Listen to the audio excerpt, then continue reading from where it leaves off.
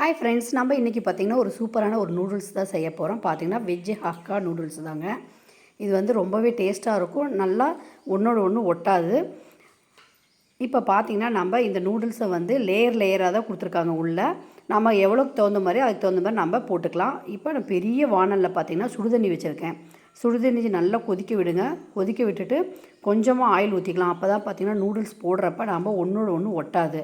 இப்போ அதுக்கு என்னென்ன பொருள் தேவை நம்ம பார்த்துக்கலாம். இஞ்சி பார்த்திங்கன்னா நல்லா ஃபைனாக கட் பண்ணி வச்சுருக்கோம். பூண்டு அதே மாதிரி ஃபைனாக கட் பண்ணி வச்சுருக்கேன். அப்புறம் பார்த்திங்கன்னா சோயா சாஸ், சில்லி சாஸு, குடமிளகா கட் பண்ணி வச்சுருக்கேன். கேரட்டு ஒரு கப்பு, அதே மாதிரி பெரிய வெங்காயம் ஒரு கப்பு.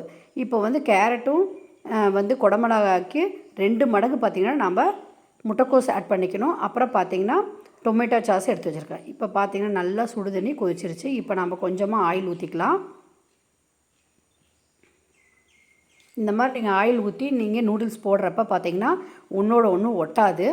இப்போ நம்ம நூடுல்ஸ் போட்டுக்கலாம். நூடுல்ஸ் பார்த்திங்கன்னா நான் உடச்சி போடாமல் அப்படியே போடுறேன். ஏன்னா குட்டீஸ்க்காக பார்த்திங்கன்னா நல்லா அப்படி எடுக்கிறப்ப நல்லா நீளமாக இருந்தால் தான் ரொம்ப பிடிக்கும். அதனால் பார்த்திங்கன்னா நான் நூடுல்ஸை வந்து கட் பண்ணல, அப்படியே தான் ஆட் பண்ண போகிறேன்.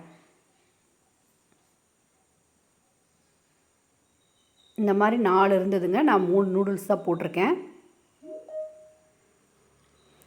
இப்போ பார்த்திங்கன்னா நல்லா மிக்ஸ் பண்ணிக்கலாம்.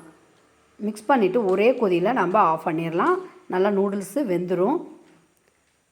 இப்போ பார்த்திங்கன்னா நம்ம நூடுல்ஸை வந்து ஃபில்ட்ரு பண்ணிக்கலாம்.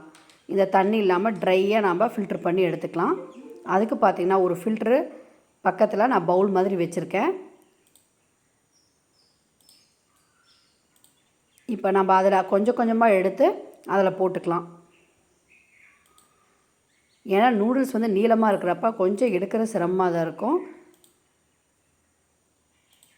நீங்கள் கொஞ்சம் கொஞ்சமாக எடுத்து நீங்கள் அதில் மாற்றிக்கலாம். பாருங்கள், இப்படி எடுத்து போடுறப்பே பார்த்திங்கன்னா நல்லா நீளமாக இருக்குது நூடுல்ஸு. இந்த மாதிரி இருக்கிறப்ப நல்லாயிருக்கும், பார்க்கவும் நல்லாயிருக்கும், சாப்பிட்றதுக்கும் நல்லாயிருக்கும்.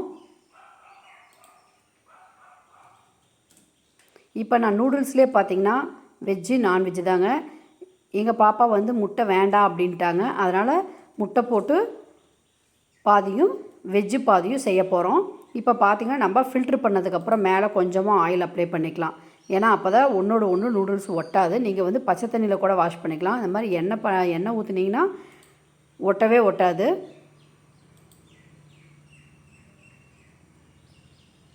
பாருங்கள் எப்படி இருக்குது நூடுல்ஸுன்னு.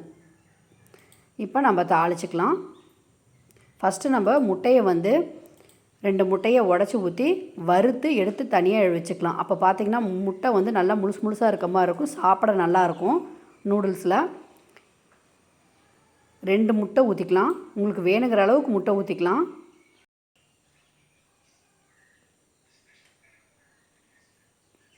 இப்போ நம்ம ஒன்றும் பாதி அந்த மாதிரி உடச்சி விட்டிங்கன்னா நல்லாயிருக்கும்.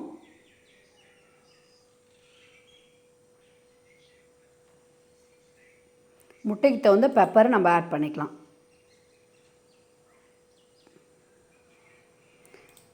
அதே மாதிரி சால்ட்டு கொஞ்சம் போட்டுக்கலாம்.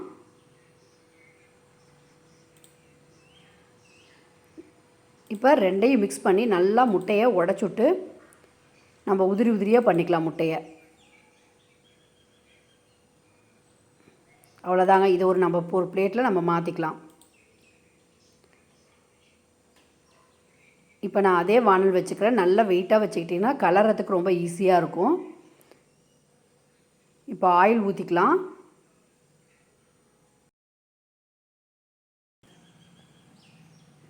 நல்லா ஆயில் காய விடுங்க. காஞ்சதுக்கப்புறம் பார்த்திங்கன்னா நம்ம ஃபைனாக கட் பண்ண பூண்டு ஆட் பண்ணிக்கலாம். அந்த எண்ணெயிலே பூண்டு ஆட் பண்ணிங்கன்னா நல்லா ஒரு ப்ரௌனிஷ் கலரில் வரணும். அப்புறம் நம்ம இஞ்சி ஆட் பண்ணிக்கலாம்.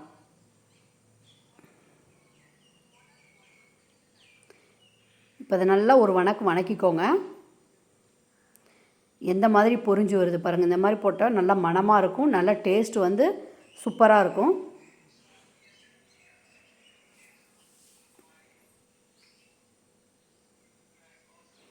லோ ஃப்ளேமில் வச்சு நல்லா வணக்கிக்கோங்க. இப்போ வந்து நம்ம வெட்டி வச்ச ஆனியன் ஆட் பண்ணிக்கலாம்.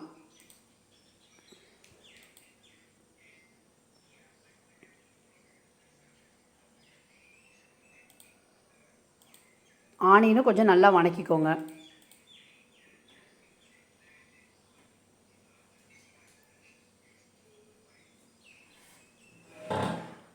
வணங்கினதுக்கப்புறம் நம்ம இப்போ வெஜிடபிள் ஆட் பண்ணிக்கலாம். கேரட் வந்து 1 கப்பு, குடமிளகா 1 கப்பு ஆட் பண்ணிக்கலாம்.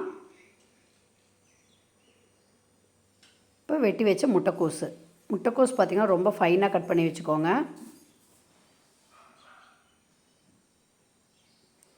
இப்போ நம்ம இந்த வெஜிடபிள்ஸ்லாம் போட்டு நல்லா ஒரு வணக்கி எடுத்துக்கலாம்.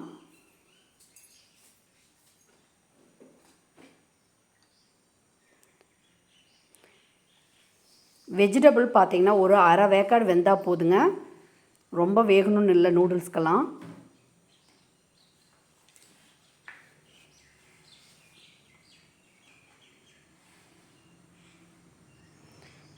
நாம் இப்போ இந்த ஸ்டேஜில் பார்த்திங்கன்னா சில்லி சாஸு ஆட் பண்ணிக்கலாம். சோயா சாஸ் 2 மூடி. நீங்கள் வந்து சில்லி சாஸ் சோயா சாஸில் உங்கள் விருப்பத்துக்கு தகுந்த மாதிரி நீங்கள் ஆட் பண்ணிக்கலாம். டொமேட்டோ சாஸு,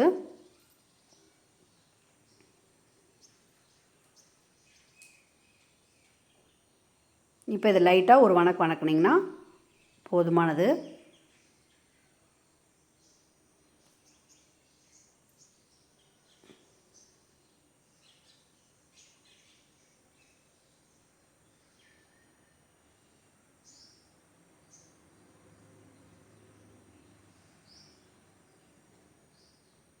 நாம் இப்போ வெஜிடபிளுக்கு தகுந்த மாதிரி உப்பு ஆட் பண்ணிக்கலாம்.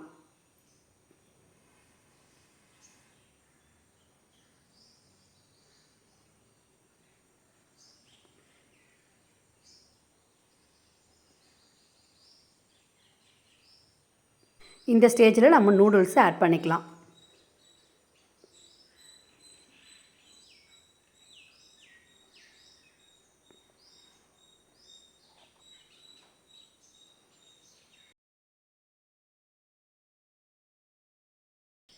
இப்போ நம்ம நூடுல்ஸ் வந்து இதில் பாதி வந்து நம்ம உப்பும் பெப்பரும் ஆட் பண்ணிவிட்டு பாதி எடுத்து வச்சிடலாம். ஏன்னா நம்ம முட்டை ஆட் பண்ணுறதுக்கோசரம்.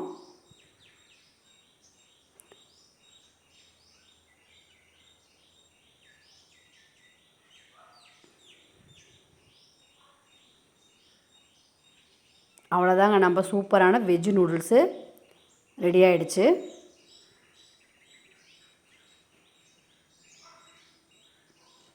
கொஞ்சமாக நம்ம கொத்தமல்லி மேலே ஆட் பண்ணி இறக்கிக்கலாம்.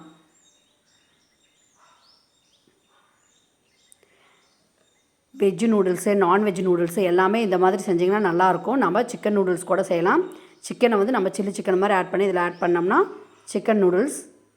இப்போ நம்ம பார்த்திங்கன்னா முட்டை ஆட் பண்ண போகிறோம். அதுக்கு லைட்டாக ஆயில் ஊற்றிக்கலாம். நம்ம ஆல்ரெடி எடுத்து வச்ச நூடுல்ஸை நம்ம அதில் ஆட் பண்ணிக்கலாம். ஏன்னா நம்ம வெஜ்ஜு நூடுல்ஸே பாதி எடுத்து வச்சுக்கிட்டோம்.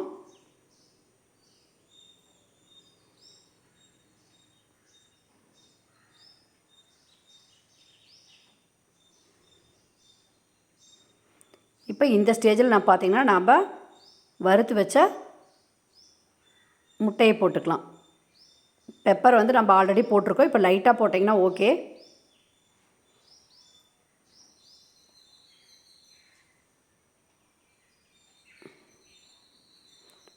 அவ்வளோதாங்க, நம்ம சூப்பரான எக் நூடுல்ஸ் ரெடி ஆகிடுச்சு. வெஜ் நூடுல்ஸ் ரெடி ஆகிடுச்சு. இதே மாதிரி தான் சிக்கன் நூடுல்ஸும். ஏன்னா நம்ம முட்டை வந்து உடச்சி ஊற்றி அதில் இது பண்ணிங்கன்னா இந்த மாதிரி உதிரி உதிரியாக நூடுல்ஸ் வராது. இந்த ரெசிபி உங்களுக்கு ரொம்ப பிடிச்சிருக்கும். உங்களுக்கு கண்டிப்பாக நீங்கள் செக் பண்ணி பாருங்கள். எப்படி இருக்குது செஞ்சு பாருங்கள். லைக் பண்ணுங்கள், ஷேர் பண்ணுங்கள், சப்ஸ்கிரைப் பண்ணுங்கள். மறக்காமல் பெல் ஐக்கானை கிளிக் பண்ணுங்கள். தேங்க்யூ.